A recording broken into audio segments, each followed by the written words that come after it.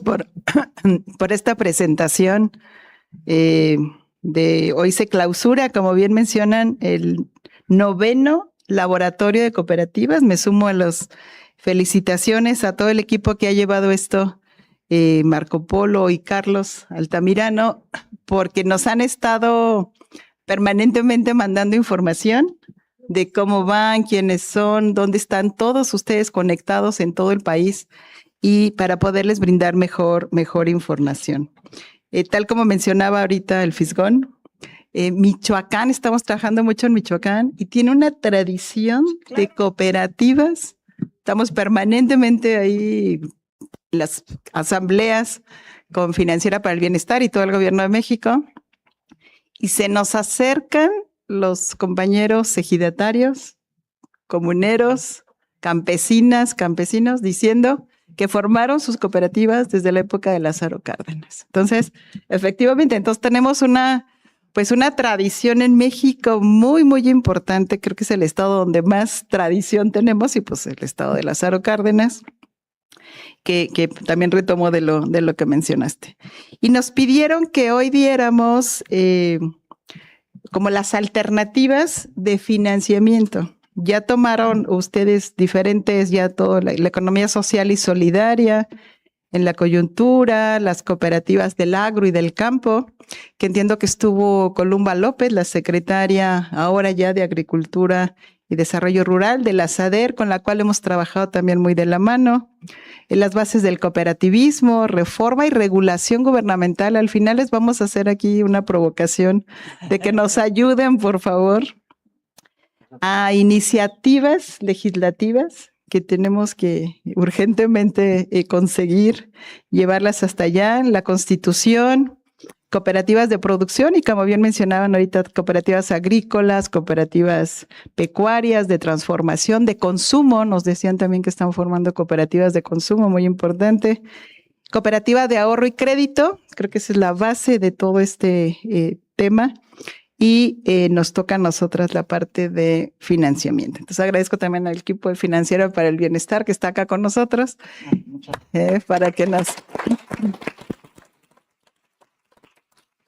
porque nos ayudaron precisamente a todo esto. Entonces, si nos ayudas, Carlos, esta que está ahí, vamos a ir avanzando.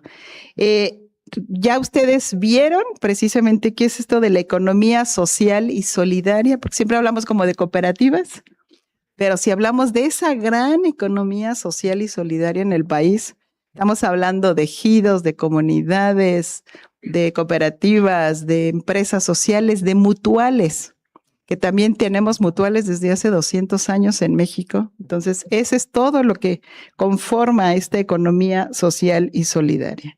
Y como bien mencionan, tenemos pues no solamente estos siglos de tradición, sino también que posicionar, yo creo que lo que acaban de mencionar, la cuarta transformación y ahora el segundo piso de la cuarta transformación, deberíamos, y nosotros nos incluimos, tomarlo como un eje de desarrollo económico, desarrollo social para el bienestar. Creo que ese debería ser nuestra política importante desde la política pública.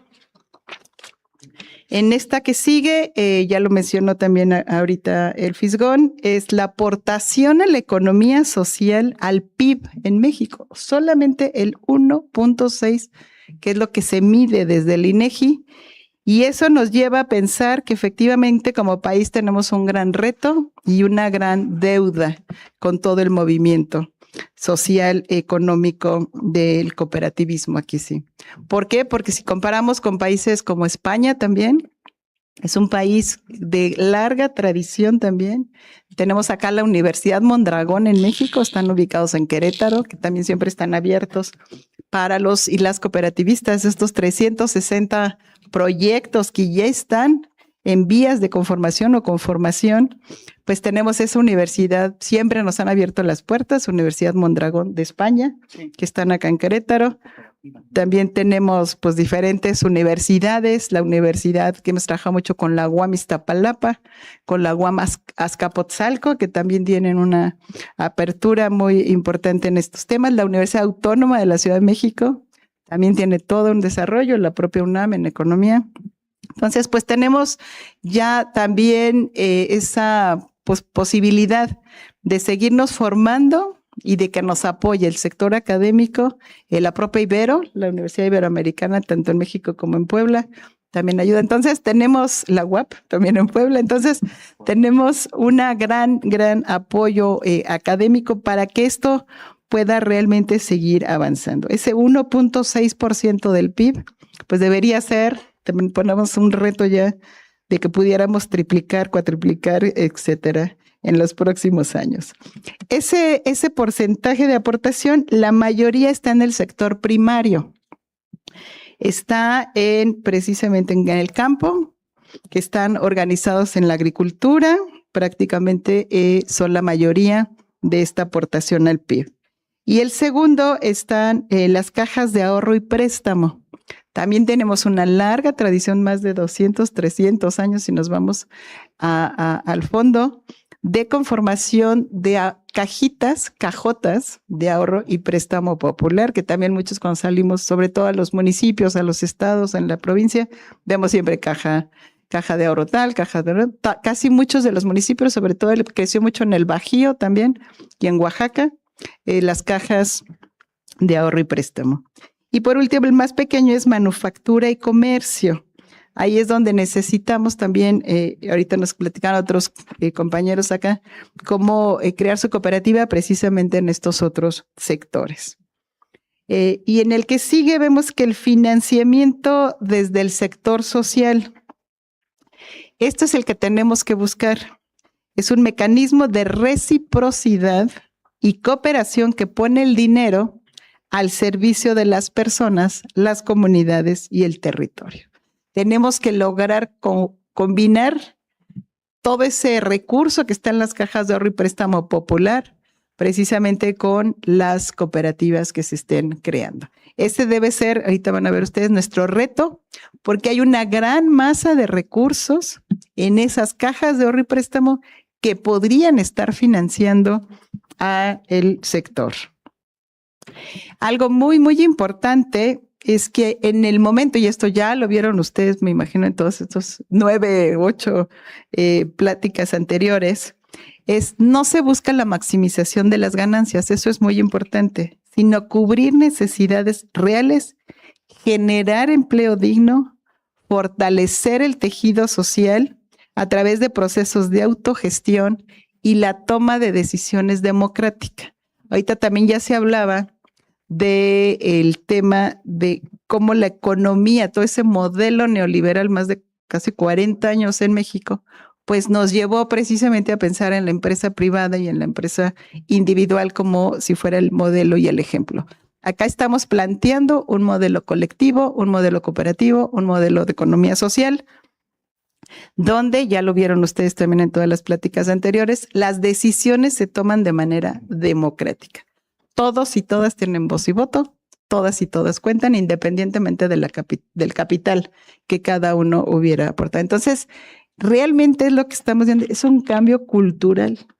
O sea, yo estudié economía y pues claro, ¿qué te ponen en economía? Totalmente la otra economía, la economía macro, la economía financiera, la economía monetaria, la economía comercial, la economía, ¿no? Y no te llevan precisamente a ver la economía social y solidaria como la alternativa. Nosotros hemos manejado desde hace muchos años que realmente la alternativa al modelo económico neoliberal es la economía social y solidaria. Y por eso es tan importante para este grupo que hagamos ese cambio cultural. Realmente sí es muy difícil, pero tenemos que seguirlo impulsando. Y aquí vamos a ver los tipos de cooperativas, ya se hablaba, pues que están en todos los sectores, desde la manufactura, la artesanía. El tema de la artesanía también estuvimos revisando varios documentos y tenemos una larga tradición también de cooperativas y grupos de artesanos, de artesanas, de oficios. México tuvo también en principios del siglo XIX cooperativas de oficios, de carpinteros, ya se dijo acá, de periódicos, etcétera, que era muy importante también. Transporte, ¿se acuerdan? También tenemos que hablar de esto. En la época de los 70s se hizo un relanzamiento por aquel presidente Luis Echeverría de formación de cooperativas. Entiendo, por un lado, muy loable, pero por otro, cooperativas corporativas. La manera en que se organizaban las cooperativas era desde el Estado. Entonces, pues claro, organícense cooperativas de taxistas, cooperativas de microbuses, cooperativas de miles de temas, pero formadas desde arriba. Entonces, ese es otro tema que tenemos que tener muy claro. Las cooperativas siempre han peleado su independencia, su autonomía, su manera de organización, independientemente si como Estado o como política pública podemos apoyar, podemos impulsar, podemos exhortar a que se formen.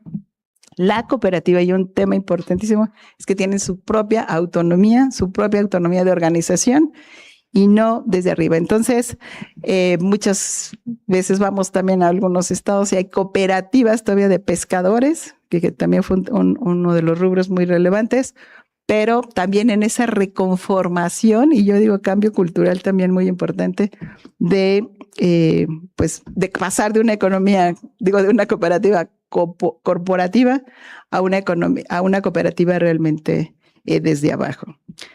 Hay cooperativas también en educación, en turismo y del trabajo. Se planteó también después de los 70s el tema de cómo armáramos, desde antes, cooperativas de trabajadores, precisamente como una de las alternativas a el trabajo. Y cooperativas culturales también se ha manejado mucho también aquí en la Ciudad de México, cooperativas de gestores culturales, y en otros estados, que también son muy, muy importantes. Acá quiero destacar precisamente en este tipo de cooperativas el gran trabajo que se ha hecho en el gobierno de la Ciudad de México. ¿Por qué en el gobierno de la Ciudad de México? Digo, a lo mejor porque me ha tocado vivirlo, pero buscaríamos en otros estados que se ha hecho porque aquí, desde la época en que el presidente Andrés Manuel López Obrador fue jefe de gobierno, creó precisamente toda esa área de economía social y solidaria, que hasta ahora sigue funcionando muy bien por parte de la Secretaría del Trabajo local de la Ciudad de México, precisamente como uno de los alternativas. Seguramente tenemos todavía que seguirle trabajando mucho en ese tema, pero yo lo pongo siempre como ejemplo porque se siguió después por la presidenta Claudia Sheinbaum en Tlalpan, cuando fue alcaldesa delegada todavía. También impulsó muchísimo la economía social y solidaria. Y ahí nos tocó precisamente crear, aquí está también Roberto, que nos acompañó cuando estuvimos trabajando con ella en la Secretaría de Desarrollo Económico ahí, que precisamente, si lo impulsas desde arriba, también nos facilita. Puede ser un detonante, un acelerador precisamente de estos temas. Y como alternativas de financiamiento no encontramos mucho. Por eso tenemos que hacer cambios legislativos, que es los que queremos venir a plantear. ¿Por qué no encontramos mucho? Porque la propia financiera para el bienestar, lo que nosotros estamos trabajando, tenemos que conseguir más recursos si queremos apoyar a más cooperativas. Entonces, no tenemos más que de programas gubernamentales, más hacia el área de capacitación, de asesoría, de formación. La banca de desarrollo, como ustedes saben, pues tenemos a Nacional Financiera, a Banobras, a Sociedad Hipotecaria Federal, a Bancomext, pero ni la banca de desarrollo ha atendido a este sector de la economía social y solidaria. Entonces, también ahí tenemos que trabajar mucho. Nuestra banca de desarrollo se ha orientado prácticamente a la empresa mediana y grande, pero no está atendiendo a la pequeña. Por eso, ustedes dirán, ¿de dónde salió Financiera para el Bienestar? Finabien es lo que era Telecom, telégrafos. Para muchas caras jóvenes aquí van a decir, ¿qué es eso de telégrafos? Pero para los que estamos más atrás, antes la población durante 150 años se comunicó por telegramas en el mundo. Y entonces crearon acá en México toda una infraestructura pública muy importante que tenemos 1,700 sucursales de las oficinitas de telegramas que ahora son Financiera para el Bienestar. Por eso tenemos una gran infraestructura. Esas oficinitas de telégrafos empezaron a recibir giros nacionales, no como ahora que dicen voy a mandarte una transferencia, cuánto te debo y hasta voy a pagar ya con el teléfono, ahí tengo mi cuenta de banco, ¿no? Antes se mandaban giros y en esas oficinas es donde se recibían esos giros nacionales. Venía el hijo de Chihuahua a estudiar a la Ciudad de México o el de Oaxaca se iba a Chihuahua. ¿Cómo se mandaban el dinero? A través de giros nacionales. Y esas oficinitas es donde se recibía ese dinero. También giros internacionales, remesas. Tenemos más de 100 años de recibir remesas. Lo que mandan nuestros compañeros mexicanos y mexicanas de otros países a México también se reciben en esas oficinas. Entonces, muy inteligente y con su capacidad visionaria, el presidente Andrés Manuel López Obrador en 2020 nos dijo, ¿saben qué? Convirtamos esas oficinas de telégrafos pues en una financiera. ¿Por qué? Porque ya en esas oficinas la gente llega a hacer retiros de dinero, paga la luz, el agua, el teléfono, los servicios, compra tiempo aire. Entonces realmente yo le llamo como la banquita popular. ¿Por qué? Porque estamos además, aquí en la Ciudad de México tenemos 55 sucursales, o sea, sí tenemos mucho en las ciudades, siempre estamos en las capitales porque eran unos edificios enormes, casi al lado siempre de correos, está correos y telégrafos, y tenemos principalmente atención en zonas rurales alejadas, que es donde también es muy importante que estemos ubicados ahí, porque formamos parte de la política de inclusión financiera del Gobierno de México y de la Secretaría de Hacienda. ¿Cómo llegamos precisamente hasta el mayor rincón para que la gente tenga uso y acceso de servicios financieros, que eso es inclusión financiera? Pues gracias a nuestra infraestructura. Entonces traemos todo ese paquete de política, de tarea, de hacer precisamente de estas oficinas pues que tengan acceso a servicios financieros básicos. Y ya no tan básicos, porque además ya nos encargó desde ahí el presidente que ahí también colocáramos los créditos, que es lo que vamos a hablar ahorita, más adelante, que innováramos en remesas para facilitarle al paisano y a la paisana que manden sus remesas. Ahí sí somos el segundo país más importante en recepción de remesas en el mundo, después de India. 65,000 millones de dólares que recibimos, imagínense, ya es casi una de las segundas entradas más importantes de divisas al país. Y pues se reciben en esas oficinas cuando mandan de efectivo a efectivo. Y también diseñamos la tarjeta financiera para el bienestar, para facilitarle al paisano allá en Estados Unidos que manden sus remesas. Para los que nos están escuchando y viendo en línea, para que no nos vayamos a confundir, una cosa es el Banco del Bienestar, que también lo transforma, lo crea el presidente, y otra es Financiera para el Bienestar. El Banco para el Bienestar, ¿recuerdan lo que era el Patronato del Ahorro Nacional? También me voy, no, los de antes.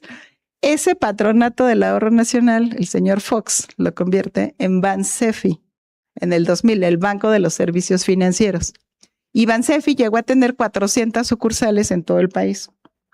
Y también lo empezaron a utilizar para pago de programas sociales, dispersiones, pero ese Bansefi, pues ahí se quedó. Entonces el presidente también dijo, esas oficinas mejor las reconvertimos en el Banco del Pueblo, que es el Banco del Bienestar, que funciona ahora ya más de 3,000 sucursales que se construyeron en todo el sexenio pasado para la dispersión de los programas sociales, que no se paguen a través de banca privada, sino que tengamos la banca pública, el banco del gobierno.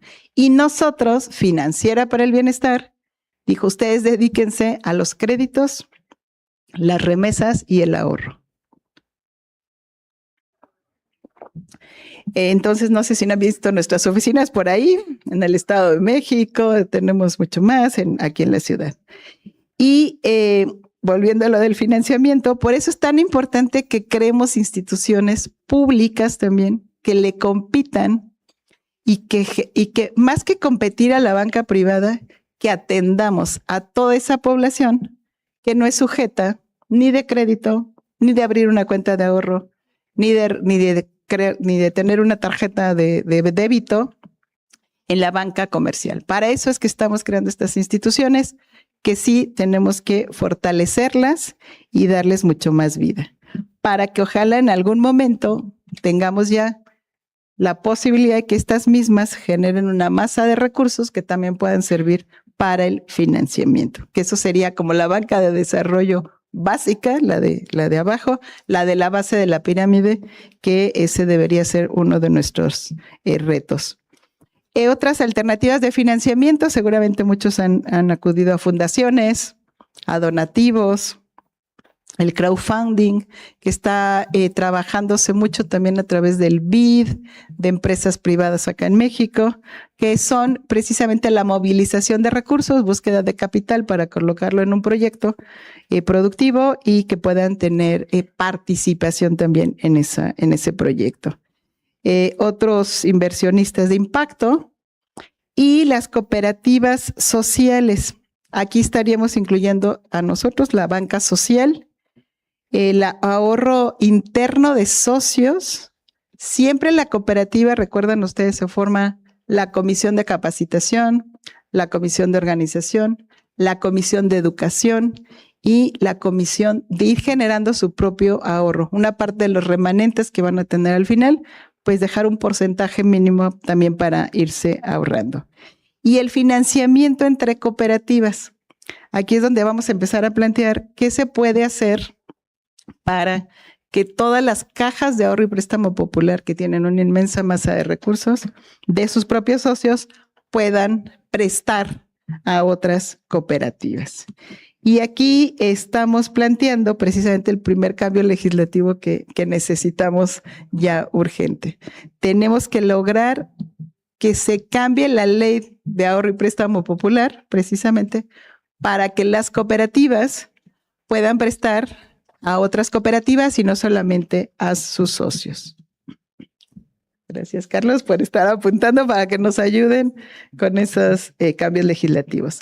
Y en financiamiento, programas federales, ya hablábamos del gobierno de la Ciudad de México, con su programa de economía social, que no solamente apoyan en la conformación, en la formación, sino que también dan un financiamiento, un apoyo, creo que ese es a fondo perdido, para que paguen los gastos del notario, del corredor público para la conformación de la cooperativa. Aquí en la Ciudad de México pues hay todo este apoyo y después también buscan, tienen un recurso también, no solamente desde la época del presidente López Obrador, después Claudia Sheinbaum y ahora con Clara Brugada, mantiene este programa y le están dedicando muchísimo dinero cada año para apoyar a otras cooperativas. Y la banca social, como bien mencionábamos, ¿dónde está el recurso? Las SOCAPs, que son las Sociedades de Crédito y Ahorro Popular. También hay una discusión muy larga desde el 2000, 2005, 2006, cuando se modifica esta ley de ahorro y crédito popular, porque empezaron a tratar a las cooperativas con una visión comercial. Los propios gobiernos federales veían a las cooperativas con esa visión y entonces solamente han autorizado alrededor de 156 cooperativas de ahorro y préstamo popular. Son las únicas que reconoce y desafortunadamente todavía tenemos también ahí, por eso que modificar. Esas sociedades son las únicas que reconoce la Comisión Nacional Bancaria y de Valores, las únicas que tienen registro. 156, que son las, ya han ido creciendo mucho, y además con un tinte muy de derecha, como la caja de ahorro, como la Caja Popular Mexicana, por ejemplo, que ha ido comprando, que esa es la palabra, cajitas más pequeñas. Entonces ahí es donde tenemos que trabajar, precisamente que se les autorice y se les reconozca a otras por lo menos 2,000 cajas de ahorro y préstamo popular que están en todo el territorio y que no han sido reconocidas. Esa es una larga lucha que estamos dando con el movimiento de ahorro popular, pero que todavía no hemos logrado. Entonces, ese es uno de nuestras tareas y más pues como gobiernos de la Cuarta Transformación, de verdad tendríamos que atender ese tema. Pasamos a la que sigue. Entonces, como ven ustedes, pues tenemos pocas alternativas de financiamiento. Entonces, nos hemos dedicado más como Financiera para el Bienestar a lo que fue, recuerdan, el programa de Tandas para el Bienestar, 2019, 20, 21 con el presidente López Obrador, pero atendemos al pequeño comercio, al pequeño servicio, a la pequeña manufactura, a la base de la pirámide que no son sujetos de la banca comercial, que nadie les va a prestar. Y si les prestan, como una microfinanciera, pues prestan a tasas del 80% para arriba anual. Entonces, realmente por eso es tan importante que fortalezcamos estas alternativas de financiamiento. O te presta una microfinanciera, un banco no le va a prestar a una microempresa que no tiene estados financieros, que no tiene contabilidad, que no tiene avales, que no tiene garantías, ¿no? Entonces, está por eso esta tarea de fortalecer a la Financiera para el Bienestar para que tengamos más recursos y podamos atender ya no solamente a comercios, servicios, manufacturas, sino también ahorita se nos está pidiendo que ya le entremos al campo. Para el campo necesitamos también más recursos para poder atender proyectos ya productivos también del campo. Y también, pues obviamente, a las cooperativas, a la economía social y solidaria que necesitas. Aquí hablaban de 360 ya cooperativas, que seguramente muchas pueden empezar con el ahorro propio de los socios y las socias, pero en algún momento van a necesitar pues un apoyo, un financiamiento. Entonces, ahí estamos haciendo un compromiso aquí con Carlos y con su presidente y con Marco Polo para ver qué podemos ayudar precisamente en la búsqueda de esos financiamientos para que esas 360 cooperativas que ya se conformaron a lo largo de del noveno laboratorio de cooperativas, pues tenga una salida más exitosa, para que pueda tener los recursos necesarios para poder salir adelante. En estos apoyos que hemos dado durante los años pasados, tenemos prácticamente, recuerdan la pandemia, ya parece historia, pero cómo nos afectó a nivel mundial y aquí en la economía mexicana 2 años, dimos 1.5 millones, 1.5 millones de créditos a la palabra, no sé si a alguno le tocó o ¿se acuerdan? Pequeños comercios, farmacias, cocinas económicas, abarroteras pequeñas, que muchas tuvieron que cerrar. Entregábamos créditos de 25 mil pesos, que les sirvió muchísimo a la población para no cerrar o para mantenerse, pagar la renta de esos 6 meses que estuvieron cerrados, etcétera, para que no se cayeran esos negocios. Y también en ese periodo dimos otro 1.2 millones de apoyos a micro y pequeñas empresas. También estos sí se pagan, esos sí han ido pagando muy bien. Tenemos una tasa de reembolso muy buena porque la gente empeña su palabra, que ese es otro también principio del cooperativismo. La confianza, la responsabilidad, y aquí en estos apoyos que damos también siempre va aparejado ese compromiso. Y en este sexenio de la presidenta Claudia Sheinbaum ya llevamos 91,000 apoyos también por casi 1.500 millones de pesos. Entonces, sí se está haciendo un esfuerzo por atender a ese sector que de otra manera, pues no tiene alternativas para financiarse. Y aquí estamos poniendo cuáles son los desafíos del financiamiento en México. Prácticamente es este limitado acceso a fuentes de financiamiento tradicional. Por tradicional entendemos bancario. No sé si alguna de estas 360 cooperativas ya se acercó. Los bancos además no prestan a cooperativas. Entonces buscamos muchísimo siempre el apoyo de bancos, les explicas que es un sector social de la economía, les tienen miedo, les tienen desconfianza, ¿no? Entonces también ahí, por eso tenemos que buscar alternativas públicas para financiarlas. Esta falta de cultura financiera también nos las hemos encontrado. La conformación de la cooperativa lleva su tiempo. Hay que buscar que todos y todas nos confiemos del grupo. Es un grupo solidario lo que se conforma. Y entonces todos y todas nos tenemos que tener esa confianza mutua. Si no, no forman una cooperativa con alguien que no les da confianza. Ese es uno de los principios básicos. Y el segundo es que se requiere mucha capacitación. No es lo mismo formar una cooperativa que una empresa, sociedad anónima, una privada, formo la sociedad y me arranco. Acá tenemos que tener una capacitación permanente para formación de cooperativistas. Ya formé la cooperativa o estoy en camino. Esa capacitación permanente, qué bueno que está aquí el laboratorio en el Instituto Nacional de Formación Política, porque se necesita capacitación permanente. ¿Qué en cómo me organizo? ¿Qué en la producción? ¿Qué mejorar mi técnica? ¿Qué la comercialización? Muy, muy importante. Entonces, todos los temas tienen que estarse permanentemente en capacitación. Entonces, ese es otro de las enseñanzas, de los aprendizajes que hemos tenido en estos temas. La comercialización es básica, que creen su plan de negocios. Nosotras estamos trabajando en Financiera para el Bienestar con Nacional Financiera. Convencimos a NAFI. NAFI no se dedicaba a las cooperativas, no era un sector que nunca vieron. Ya los convencimos de que contraten a sus asesores, gente experta en cooperativismo, para que también den capacitación a cooperativas. Llevamos ya 2-3 años, por lo menos, que ya Nacional Financiera sí está dando capacitación. Ahí, Carlos, para que también les pasemos los contactos o a través de nosotros para que estas cooperativas también puedan formar muy bien su plan de negocios para decir cómo lo voy a organizar, cómo nos vamos a administrar, cuál va a ser nuestro plan, cuánto necesitamos, dónde estamos, ¿no? Todo eso ya también estamos pues en esa capacitación permanente.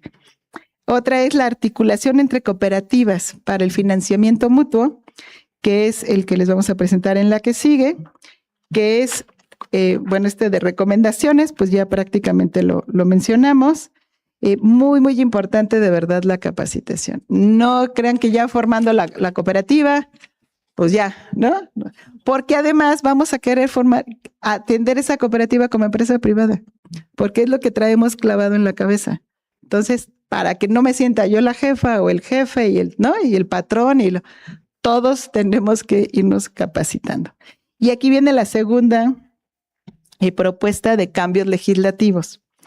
Hemos estado trabajando mucho con, por ejemplo, Alcona, la Alianza Cooperativista Nacional, que también creo que estuvo aquí Guadalupe Armenta, lo vimos en el programa, y otros compañeros de Alcona y otros movimientos de las cooperativas, que estamos viendo que se debería hacer un cambio legislativo también. Si va a ser muy difícil poner de acuerdo a todo el movimiento cooperativo para que se modifique la Ley de Ahorro y Crédito Popular, lancemos entonces un cambio legislativo y que se vuelva a crear la Ley de Mutuales.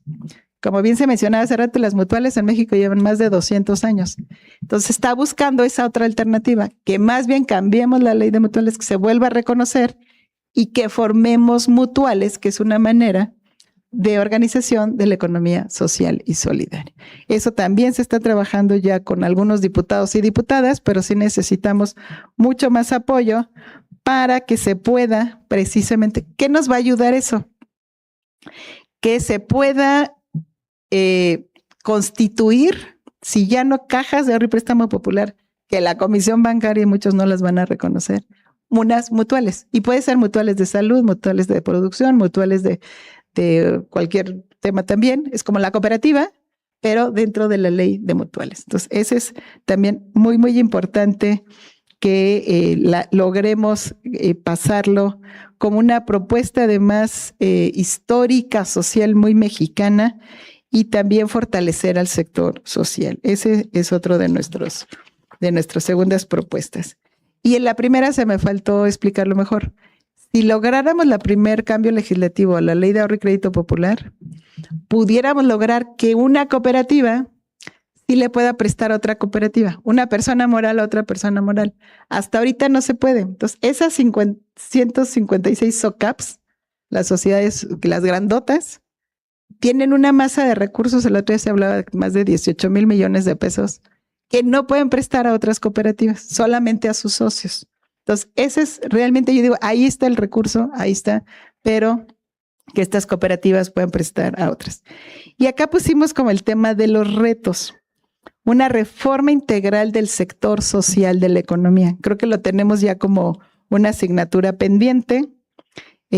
Basarnos en el artículo 25 de la Constitución, donde se reconoce todos los sectores social, público, privado. Ahí está ya en la Constitución, en el artículo 25, y basarnos en eso para que se dé reconocimiento precisamente a ejidos, a comunidades, a cooperativas, para que podamos impulsar ese, y ya está en la Constitución. Buscar el marco legal precisamente diseñado para este sector social. Todo está para el sector privado y nos ha costado, ya llevamos ¿cuántos años de cuarta transformación? 6, 8, y todavía nos cuesta trabajo seguir avanzando. Entonces, pues qué bueno que sumemos esfuerzos acá con todo el grupo que está aquí conectado y aquí para poder impulsar. ¿Qué es una parte importante? La regulación diferenciada. Una cosa es el sector privado y que le den ese mismo peso al sector social. Financiamiento, como bien decimos, mucho más recursos, pero ahí están los recursos, entonces con cambios legislativos podemos ubicarlos para una mejor relocalización y movilización de recursos. Compras públicas, ahí sí hemos avanzado más. En compras públicas, un detonante importantísimo para dinamizar la economía social son las compras públicas del gobierno. Ayer decían más de 11,000 millones de pesos, no mucho más, creo que como 11 billones, no, ahorita ya se me fue. Son las compras gubernamentales, como 11,000 millones de pesos al año.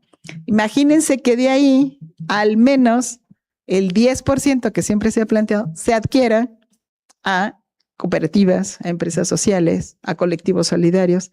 Esa es una importantísima. Hemos ido avanzando ahí desde que estuvimos con la presidenta Sheinbaum en Tlalpan. La mayor parte de lo que se podría comprar del propio alcaldía o delegación en aquel momento, la confección, las escobas de vara de perlilla para los barrenderos, teníamos cooperativas. Y las cooperativas de limpieza, ahí empezamos a conformar cooperativas de limpieza que ahora ya están trabajándose también a nivel federal. Muy importante porque las empresas de limpieza en general explotan de manera muy fuerte a las personas que contratan.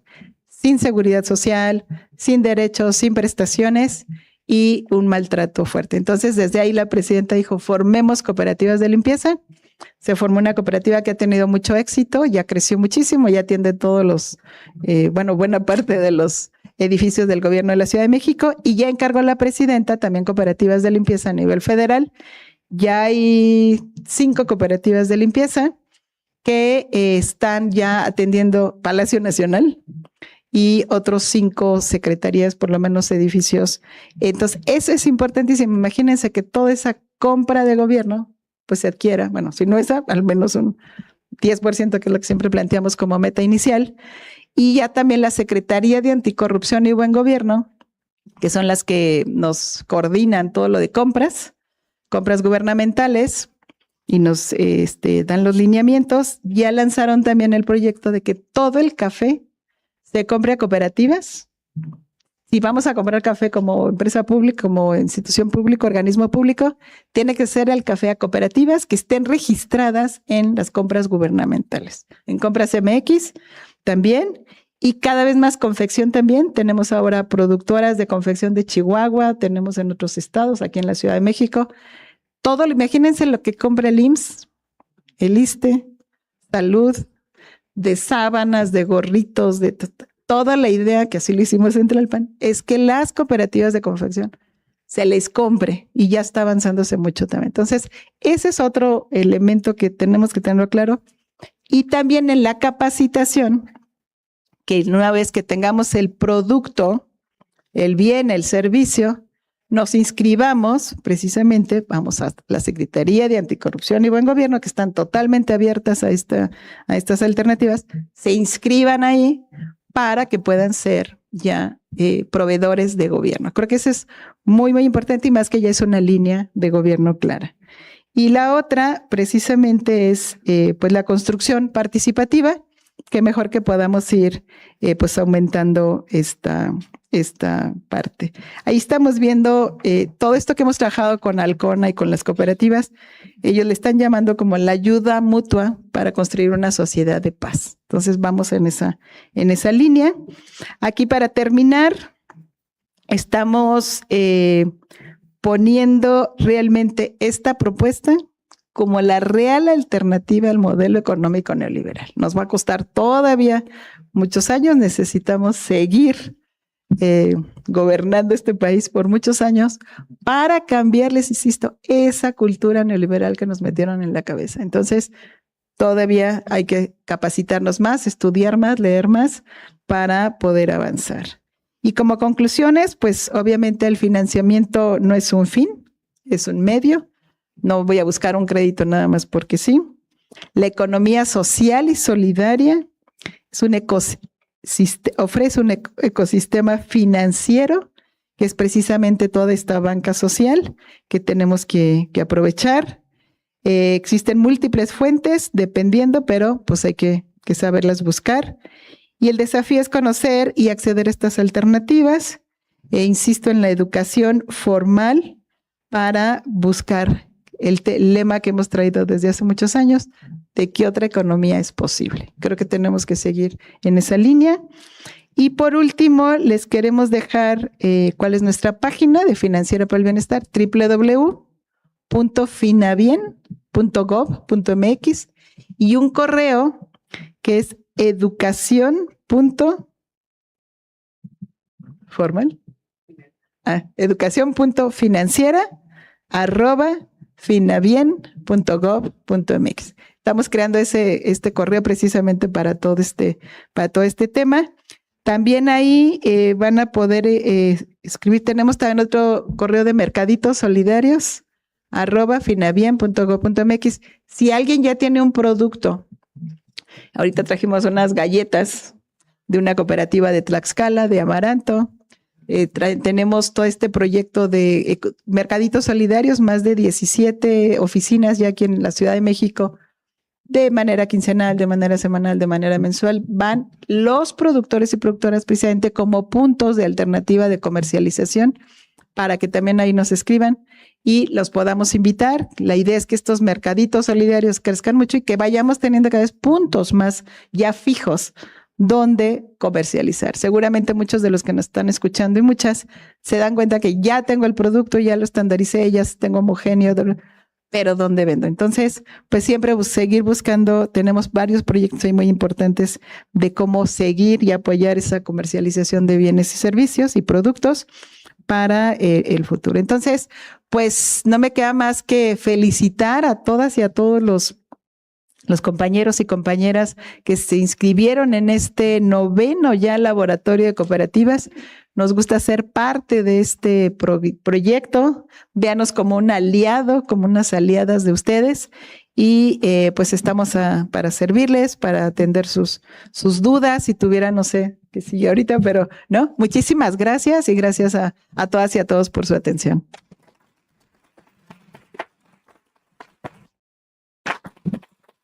Muchas gracias, maestra Rocío Mejía. Vamos a pasar a una sección de preguntas y respuestas. Les pedimos, por favor, que sean preguntas o comentarios que no sean mayores a 3 minutos. Determinamos un tiempo.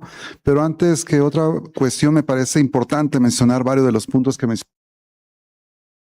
Específicamente el punto del mutuo, ¿no? Cuando hablamos en lo que son las obligaciones y los contratos, encontramos en el mutuo es un contrato de un préstamo de bienes fungibles, ¿no? Y esto a su vez es decir, que puedan reemplazarse por otras cosas de las mismas especies, ¿no? O calidades, la cantidad y calidad. O en su defecto puede ser con arroz, si una cooperativa produce alimentos, si otra cooperativa es de consumo, entonces se pueden hacer intercambios en ese sentido. Creo que eso es muy importante como tal, ¿no? Entender, como bien menciona, otra economía es posible, ¿no? En donde la acumulación del capital como tal, sabemos todos muy bien, desde ese gran texto de Carlos Marx que escribe sobre el capital, se hace un planteamiento específicamente de lo que llega a ser el capítulo 7 sobre el plusvalor en una acumulación, en una riqueza que generará para unos solos. Aquí en el planteamiento del cooperativismo, que también data de esa época del siglo XIX, tienen que ver con una restricción distribución de este capital, ¿no? Así como una democratización del mismo, de los cooperativistas, en donde un miembro de una cooperativa es igual a un voto. Son muchos de los factores que hemos ido aprendiendo a lo largo de este laboratorio de cooperativas. También agradecer al compañero José Guadalupe Bermúdez, al doctor Bermúdez en Michoacán, que ha hecho una gran labor, ¿no? Que ha estado muy directamente con la Financiera de Bienestar. Ya se generó un diagnóstico de laboratorio de cooperativas, de las 360 cooperativas que mencionamos, y hay muchas más, las necesidades que tienen, se las vamos a hacer llegar, por favor, para que podamos seguir teniendo contacto. Y para nosotros, desde el Instituto Nacional de Formación Política, es importante la formación y la capacitación, en donde a través de la Red Nacional de Círculos de Estudio hemos conformado lo que es un seguimiento a través del círculo de estudio y pasamos a lo que son las cooperativas. Es muy importante también mencionar la autonomía de las cooperativas. Eso es vital, es algo que también sería a la maestra Rocío Mejía sobre hablar sobre esta situación que se está dando en el Instituto Nacional de Economía Social, específicamente con el INAES, en donde se plantea el hecho de la autonomía o la falta de la autonomía. Creo que es importante a través de formación política este tipo de situaciones, bien como mencionaba la legislación, ¿no? En un momento, compañera, les damos. Voy terminando brevemente. Los cambios de la ley de ahorro y préstamo, creo que eso es fundamental, ¿no? En lo que son las legislaciones que se está viendo con nuestra bancada de legisladores, con nuestros senadores, ya hay muchos avances en ello, pero solamente con esto cierro yo. Es importante recalcar lo siguiente: fueron 36 años de un modelo económico que fracasó. Yo no lo digo, lo dijo la economía de cada familia en México. Nos llevó a una pobreza extrema, en donde es importante mencionar que en el año, a la llegada del compañero Andrés Manuel López Obrador a la presidencia y de todo un nuevo modelo económico que se plantea, que se va primero, como se ha mencionado, que es primero los pobres, la economía es de las familias, y vuelvo a repetir, y quiero que se convierta en un lugar común: otra economía es posible. Esto es el cooperativismo. Y ha cambiado mucho, salieron más de 13.400.000 personas de la pobreza entre el 2004 y, perdón, 2018 y el dato es del 2024, este 2026, ¿no? 13.400.000 personas han salido de la pobreza y nos faltan más de 35 millones de personas más, ¿no? Ese es el gran reto que tenemos.